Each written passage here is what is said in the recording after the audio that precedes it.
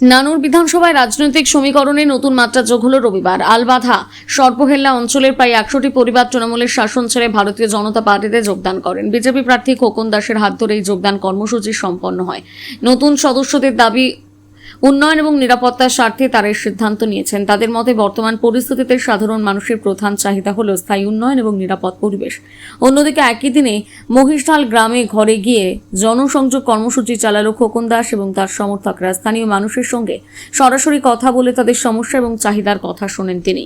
আমরা কথা বলি যে এই 15 বছরের অপশাসন এবং পশ্চিমবঙ্গের যেভাবে দিনের পর দিন এই তৃণমূল কংগ্রেস সরকার যেভাবে অত্যাচার, অন্যায়, অবিচার করছে মানুষের সাথে,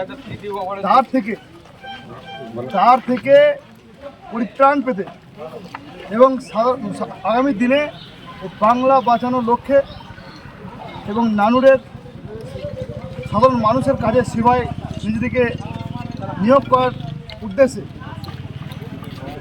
তৃণমূল কংগ্রেস থেকে আজ শয়ে শয়ে কার্যকর্তা আমাদের দলীয় পতাকা ধরে আজকে ভারতীয় জনতা পার্টির সদস্যতা হিসাবে ওনারা যোগদান করছেন।